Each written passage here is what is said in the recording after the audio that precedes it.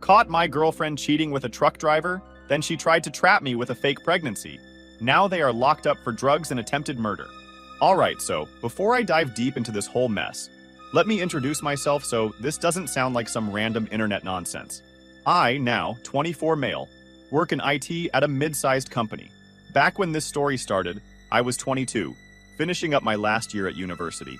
My girlfriend Sarah was 21 female, and in the nursing program. She was smart, hardworking, good-looking, the type of girl everyone thought was going places. I thought she was the one I'd build a future with. But as you'll see, she wasn't who I thought she was. So let's rewind to the last year of uni. At that time, my life was simple. Classes, projects, gym, hanging out with friends, and of course, Sarah. I was hitting the gym 5 days a week, eating clean, and already lined up for an internship that could turn into a full-time offer. My friends always said I had my shit together. Sarah used to joke, "You act like you're 30 already," because I didn't waste time. I like to plan things ahead, not just float around and wait for things to fall for me. Sarah and I had been together for about a year and a half by then. We met in the library actually, kind of cliche, but it happened. She asked me for help finding a book. I teased her about not knowing her way around, and somehow we ended up talking. Next thing you know, coffee dates turned into late night studying and eventually into a relationship. She was different. She wanted to be a nurse. She had ambition. That's what attracted me. At the start, everything was good. She was attentive, always texting, always down to hang out. We'd cook at her apartment, watch movies, talk about the future. She would say stuff like, "I can see us moving in together after graduation." But halfway into that final year, I started noticing things weren't the same. She'd snap at me over small stuff. Like if I asked if she wanted to grab lunch, she'd reply coldly, "I'm busy. Don't you understand I have work to do?" And I'd be like, "Relax, it's just lunch." She stopped calling me before bed, which was her thing for months.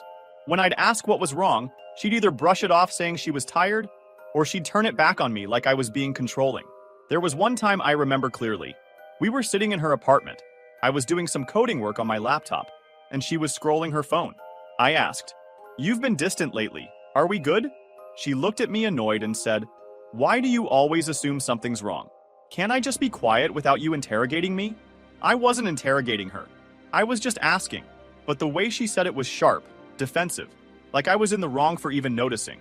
She'd get messages and turn her phone screen away slightly. Before, she'd leave her phone face up on the table, didn't care. Now it was always face down. When she'd get up to grab water, she'd take it with her. One night, we were at a small get-together with friends. Sarah was quieter than usual, barely holding my hand, barely talking to me. When I asked if she was okay, she said, "I just don't feel like being here." That's not the Sarah I knew. The Sarah I knew used to light up around people, laugh easily, be the center of attention without even trying.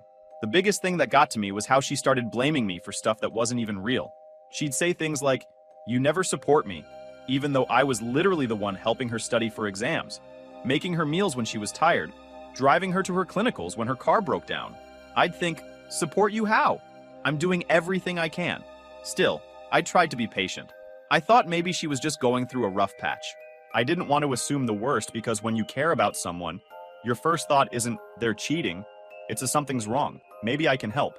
But as the weeks went by, the gap between us got bigger. She'd cancel on me last minute. Her excuses got weaker. And honestly, I felt my respect for her slipping. Not just because of how she was acting, but because she wasn't straight with me. I'd rather someone say, "I need space," than play games. At that point, I started pulling back too. If she texted late, I wouldn't reply right away. If she canceled, I'd say nothing. I wasn't going to beg for her attention. I kept myself busy with work, gym, and my friends.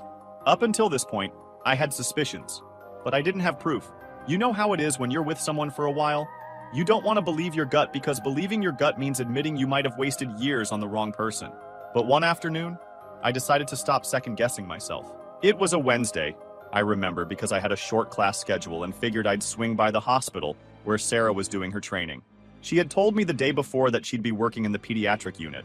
I thought I'd bring her a coffee and maybe some food since she usually skipped lunch when things got busy. So I get to the hospital around 2 p.m. It's not far from campus, maybe a 15-minute drive. I walk in and don't see her right away. The hospital has this busy energy, nurses in scrubs moving fast, interns carrying clipboards, patients everywhere. I didn't want to bother anyone, so I walked up to a familiar face. Maggie, one of Sarah's friends from the program. Maggie was cool, bubbly personality, always friendly with me. I asked her, "Hey, you seen Sarah around?" And she answered without hesitation, "Oh, she went to pick up some equipment from a truck at Gate 3. She said it so casually, like she thought nothing of it. But the second she said truck at Gate 3, something inside me shifted. It didn't make sense. Why would a student nurse be picking up equipment? That wasn't her job.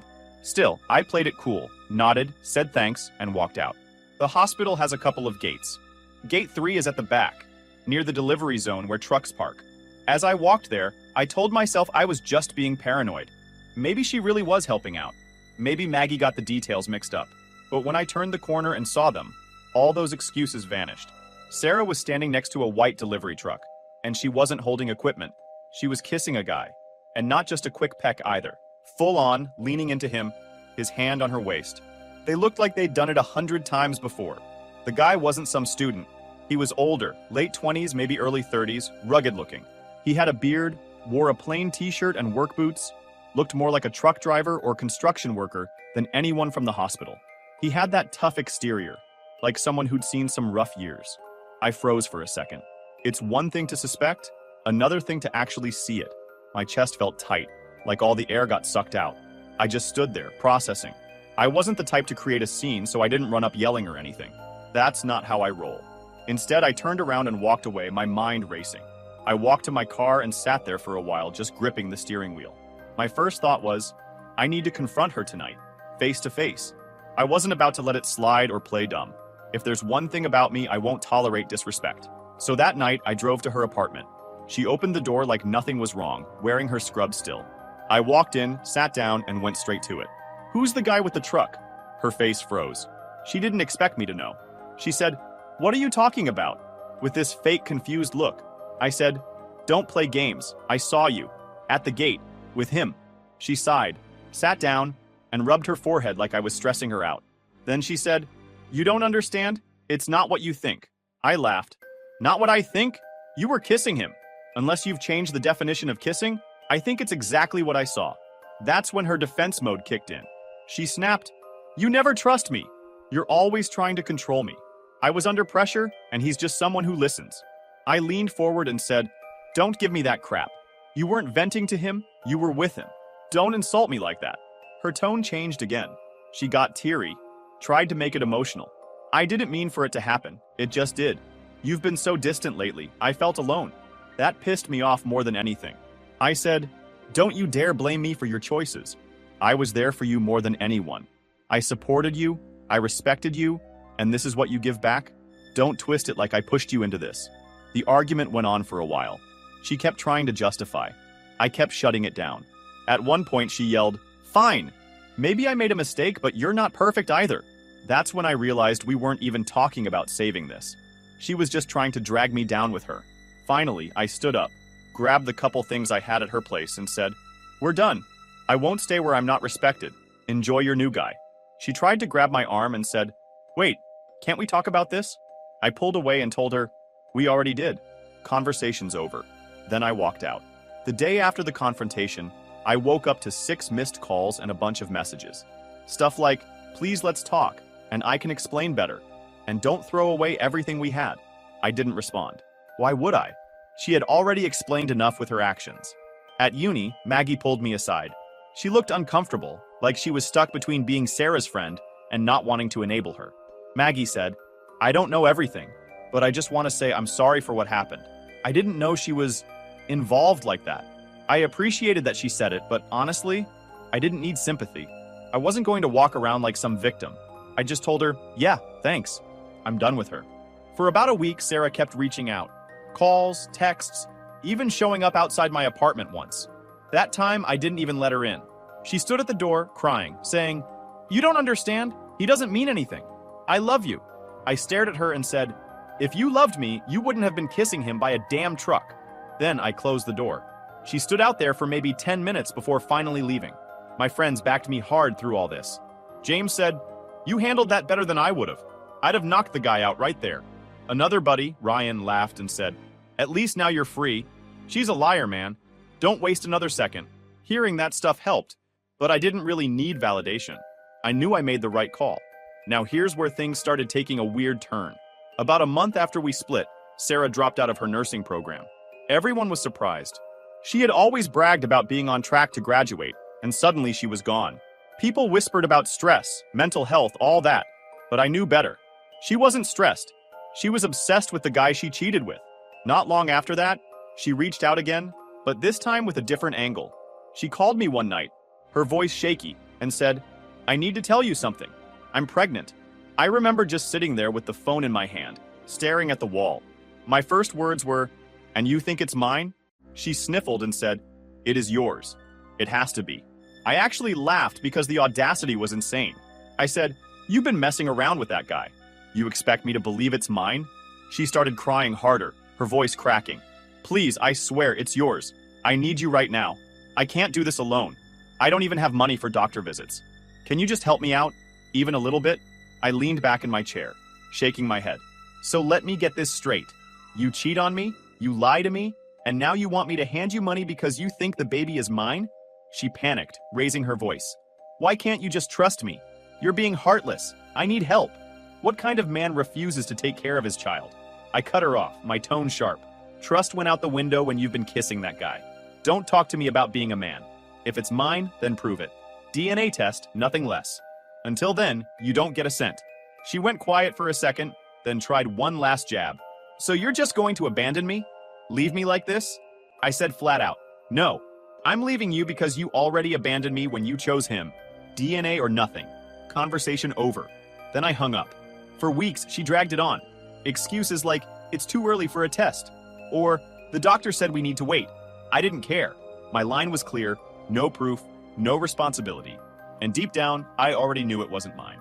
She was just trying to pull me back in, to trap me with the idea of fatherhood. Finally, she broke.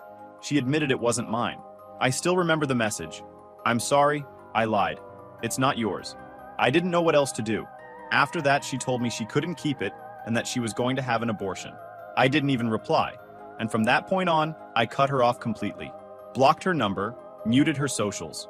When people asked about her, I just said we broke up and left it at that. I didn't need to defend myself. Anyone who knew me knew I wasn't the problem. For a while, life was calm again. I focused on finishing uni and prepping for my job. I felt lighter without the constant drama. People underestimate how much energy a toxic relationship drains from you until you finally walk away. A couple months passed, and then out of nowhere, I get a call from Maggie. Remember her? The friend who casually told me Sarah was behind the truck that day. Maggie was the type who always tried to smooth things over, but she also had a conscience. She goes, "Hey, I don't want to stir anything up, but I think you should know Sarah's been saying stuff about you." I asked, "What kind of stuff?"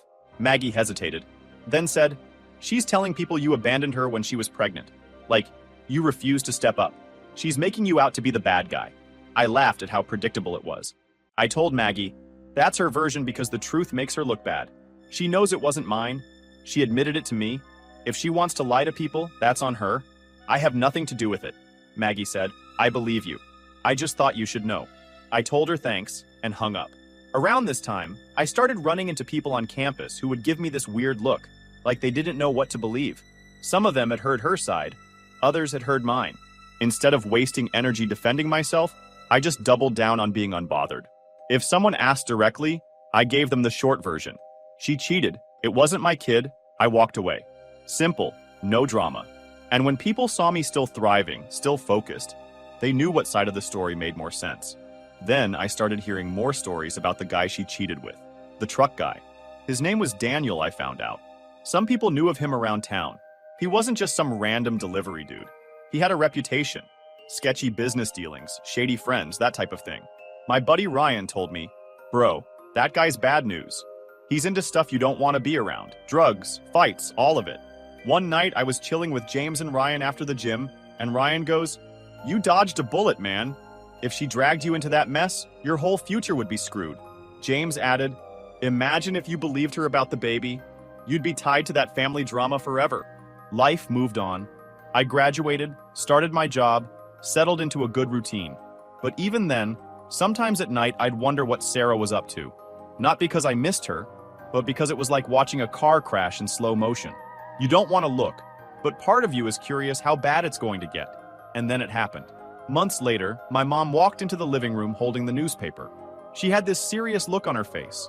She dropped it on the table in front of me and said, "You need to see this." Right on the front page, Sarah's mugshot. Her and Daniel had been arrested for attempted murder, tied to drug trafficking. At first, I just stared at it. Couldn't even believe it. But the headline was clear as day. Local couple arrested for attempted murder tied to drug trafficking. And right there was Sarah's mugshot next to Daniel's. It didn't even look like her anymore. She had dark circles under her eyes. Her hair was messy, and that spark she used to have was gone. She looked like a shell of the girl I met in the library a couple years back. Daniel's picture, on the other hand, looked exactly how I expected. Rough, mean, eyes that told you he'd been in and out of trouble his whole life. My mom said, "Isn't that?" I nodded before she even finished. "Yeah, that's her." She shook her head and muttered, "I always had a bad feeling about that girl. Moms know. They see things we ignore." I spent that whole day reading every article I could find. Apparently, Daniel was already on the police radar for drugs. He'd been moving stuff across state lines using his trucks. Sarah had gotten tied up with him, probably thinking she was helping her boyfriend, and it escalated. According to the paper, the attempted murder charge came from a deal gone wrong. Someone tried to short Daniel, and things turned violent. Shots were fired, nobody died, but the police connected both of them to it. The craziest part came a week later. I got a letter in the mail from the court. They wanted me to come in as a witness because I had been in a long-term relationship with her right before all of this went down. Basically, they wanted background, context, anything that could help piece together her story. I called my buddy James and told him. He said, "Bro, this is straight out of a movie. You gotta be careful, man. These people don't play around." Ryan added, "At least you cut ties early. Imagine if you were still with her when this blew up. You'd be sitting next to her in that mugshot." They weren't wrong. If I hadn't trusted my gut that day at the hospital, I could have been dragged straight into hell. That thought stuck with me more than anything. The first time I actually went to court, the atmosphere was heavy. Walking into that building, seeing all the lawyers, officers, and families waiting around, it wasn't like movies. It wasn't flashy. It was tense, serious. Like the air itself was thicker. I sat in the waiting area until they called me in. When I walked into the courtroom, there she was, Sarah, sitting at the defense table in that beige prison outfit, hair pulled back, looking nothing like the girl I used to know. Our eyes met for half a second, and she quickly looked away. I didn't nod, I didn't smile. I just stared at her until she broke eye contact. Daniel was sitting beside her. Even in handcuffs, the guy had this arrogant look on his face, like he thought he was untouchable. I wanted to laugh at him. He looked like every tough guy who ends up crying once the judge hands down a sentence. They didn't ask me much the first day, just basic stuff. How long we dated, when we broke up. If I knew Daniel, I told the truth straight. I ended things when I found out she was seeing him. I've had no contact with either of them since. Her lawyer tried to press me, asking if I ever noticed her using drugs or acting violent. I said, no, but I noticed her lying and sneaking around, and that's why I left. Whatever she got into after, that's on her. I could feel Sarah tense when I said that. She didn't even look at me. After my part was done, I left. Walking out of that building, I felt this weird mix of relief and disgust. Relief that I was out of it. Disgust that I was ever tied to her at all. A few days later, I got another call. This time from a detective. He wanted to know more about Sarah's character back then, if she ever mentioned Daniel before I caught them. I told him the truth. She never said his name. She just started changing. Distant, irritable, sneaky. Looking back, she was already slipping into that world, but I didn't know it yet. The detective sighed and said, "That's what happens. These guys know how to pull people in. It starts small, and before they realize it, they're in too deep." Meanwhile, my life kept moving forward. I was already working at my job, getting stronger in the gym, planning my future. She was in a cell.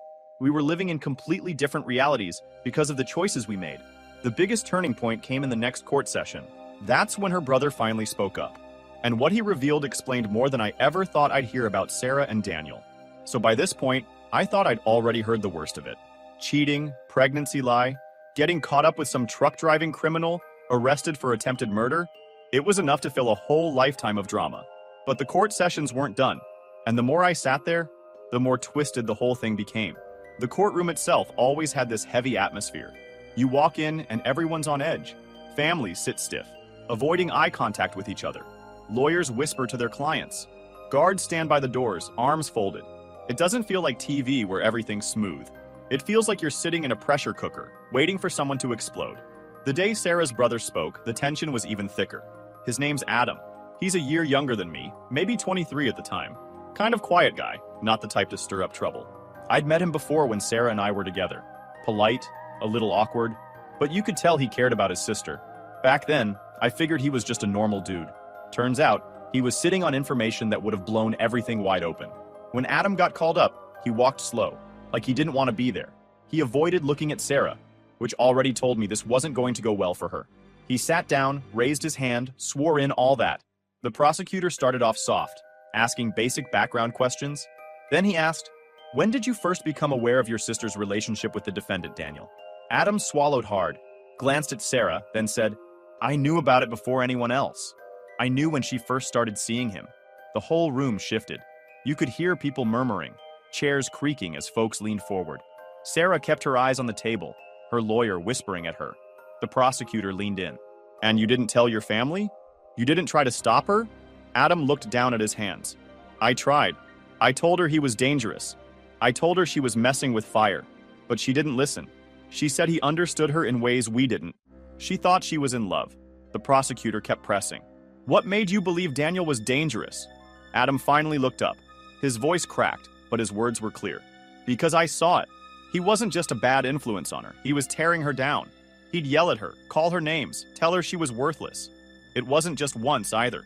She'd come home with bruises all over her body, arms, back, even her legs sometimes. And when I asked, she'd make excuses. I tripped, or, it's nothing. But I knew. Everyone knew. Neighbors had called the police more than once because of their fights. Everyone in the building heard it." He paused, took a deep breath, then added, "And when she told me she was pregnant, I thought maybe that would change things. But it didn't. If anything, it got worse. He was still rough with her? I can't prove it, but I believe that's why she lost the baby. I think he hit her when she was carrying, and that's what caused it." The room went dead silent. You could feel the weight of those words land on everyone sitting there. Sarah sat frozen, tears running down her face, but she didn't deny it. She didn't say a word. Adam continued, "I begged her to leave him. I told her he was going to destroy her life, but she wouldn't listen. And the more time she spent with him, the more she changed. She stopped caring about school, stopped coming home, stopped being herself. And then I found out she was helping him with his business." The prosecutor asked, "What business?" Adam's voice dropped. "Drugs. She was running errands for him, hiding stuff, passing along messages. At first she said it was nothing serious, but then it got darker. She was in deep before she realized." The judge asked for silence because people in the audience were whispering too much. The tension was insane. Even I, who thought I had no emotions left for her, felt the weight of it. To hear her own brother confirm everything, it was surreal. Adam didn't stop there. He explained how Daniel used her, how he'd send her to collect money from people because she didn't look suspicious, how he convinced her to lie for him when cops came asking questions, how she started defending him even when he hit her. And then came the part that froze the room. The prosecutor asked, "Were you aware of your sister's involvement in the incident that led to these charges?" Adam nodded slowly. "Yes. She told me about it after it happened. She was scared. She said she never meant to be part of it, but by then she had no choice. She said if she didn't do what he told her, he'd hurt her. Or worse." That's when Sarah finally broke. She looked up, tears in her eyes, whispering, "Stop, Adam, stop." But Adam didn't stop. His voice shook, but he kept going. "I love my sister. I wanted to protect her, but she made her choices. I warned her. I begged her to walk away. She didn't. And now she's sitting here." The silence that followed was unreal. Even the judge looked like he needed a second to process. Sarah sat there crying quietly, Daniel staring at Adam with pure hate. If looks could kill, Adam would have dropped right there. When Adam stepped down, he didn't look back at her. He walked straight out of the courtroom like a man who had carried too much for too long and finally dropped the weight. But here's the thing. Daniel wasn't stupid. Dangerous, yes. Dumb, no. He knew the walls were closing in, and he wasn't about to sit still and let the system crush him. I remember the day it happened. I was at work, eating lunch at my desk, when a news alert popped up on my phone. Headline, "Local man arrested after attempting to flee across the border." The article named him right away.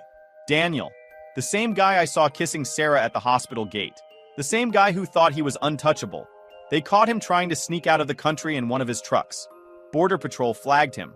And boom, cuffs, guns drawn, whole scene. I sat there staring at the screen, shaking my head. My coworker noticed and asked what I was reading. I just said, "Long story." bad guy finally got caught. Left it at that. Later in court, they brought up his failed escape attempt. The prosecutor used it to hammer him even harder. This is not a man who believes in innocence. This is a man who runs when he knows guilt is about to catch him. Daniel sat there, arms crossed, smirking like he didn't care. But that didn't fool anyone. Guys like him always act tough until the sentence hits. Now, Sarah's side of things played out differently. She wasn't hit with the full weight of attempted murder. That was Daniel's charge. For her, it was being an accomplice in the drug trade and being an accessory after the fact. She wasn't pulling triggers, but she was covering for him, running his errands, hiding his mess. Still serious, still life-ruining, just not life-ending prison time, like Daniel was staring at. When her charges were read, she broke down again. Tears, head in her hands, whole act. But I noticed something. No one from her family came to her defense anymore.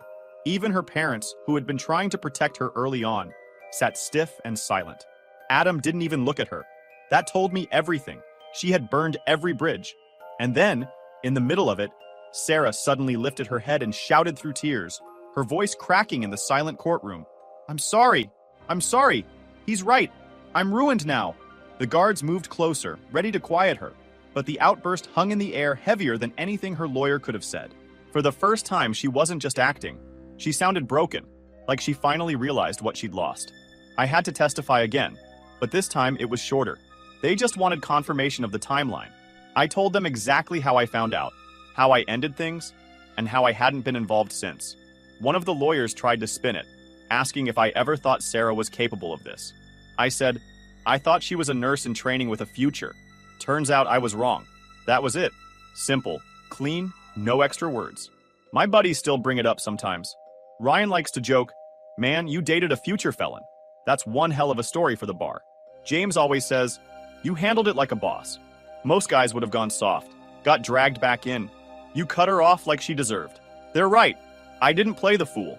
I didn't fight some guy in a parking lot for her honor. I didn't fall for the pregnancy lie. I moved with respect to myself, and that's why I came out clean. Last I heard, Daniel's facing decades. He won't see daylight as a free man until he's old, if ever. Sarah? She's looking at years. Maybe less if she cuts deals. But either way, her dream of being a nurse, her normal life, it's gone. Even though the early headlines made it sound like Sarah was facing the same attempted murder charge as Daniel, that wasn't how things ended. In court, the attempted murder count stuck only to him. Sarah's charges were reduced to being an accomplice in the drug trade and an accessory after the fact. Still, those convictions were enough to put her behind bars. While Daniel is looking at decades, Sarah is also serving prison time. Shorter. With good behavior and time served awaiting trial, she might be out in 2 to 4 years, but still long enough to erase her nursing career and the future she once talked about. Sometimes people ask me if I feel bad for her. The answer's no, I don't. She knew what she was doing. She betrayed me, lied to me, and when it all blew up, she tried to drag me down with her. That's not someone you waste sympathy on. Looking back, this whole thing taught me more than any class or job ever could. It taught me to pay attention to actions, not words. To trust my gut even when I don't want to. To never lower my standards just because I care about someone. And most of all, it taught me that being a man means knowing when to walk away.